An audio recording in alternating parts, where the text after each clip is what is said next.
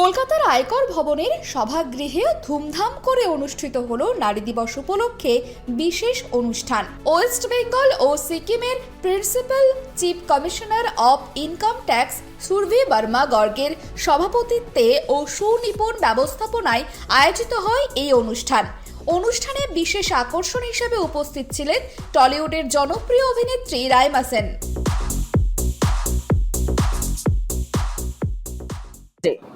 আর আমি খুব খুশি, কারণ এখন আমি আমার অনেক বছর হয়ে গেছে ইন্ডাস্ট্রিতে, আর এখন আমি দেখছি যে উইমেনদের আরো বেশি রেসপেক্ট দেওয়া হচ্ছে, আরো বেশি ফিল যে উইমেনকে অ্যাপয়েন্ট করা হচ্ছে, আর উইমেনদের আরো রেসপেক্ট করা হচ্ছে স্লোলি বাট শর্টলি। এত বছর পর আমি তো ওই চেঞ্জটা আমি আস্তে আস্তে দেখি। আমি খুব খুশি যখন আমাকে ইনকাম ট্যাক্স ডিপার্টমেন্ট আমাকে ফোন করলো আর বললো যে আমাকে আসতে হবে, তো আমি বললাম ডেফিনেটলি, এটা খুবই একটা প্রেস্টিজিয়াস ইভেন্ট। তো আমি খুশি যে ওরা I think you have to celebrate your self.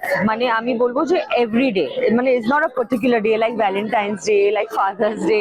তো আমি বলবো যে Women's Day is every day. Women should realise যে আমাদের মধ্যে এতটা ক্ষমতা আছে, যদি আমরা সেটাই রিয়েলাইজ করি নিজে, then we can do anything. কিন্তু ওই অ্যাওয়ারনেসটা আমাদের দরকার যে আমরাই একজন মেয়ে হিসেবে কতটা সেফ ফিল হয় শহরে।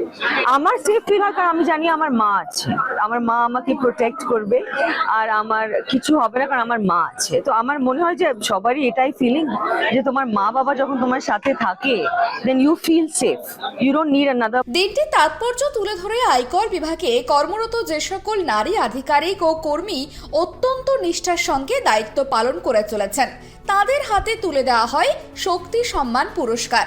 অনুষ্ঠানের মূল আকর্ষণের তালিকায় ছিল প্রখ্যাত সেতার শিল্পী বিদুষী মৃতা নাগের অনবদ্য সঙ্গীত পরিবেশনা।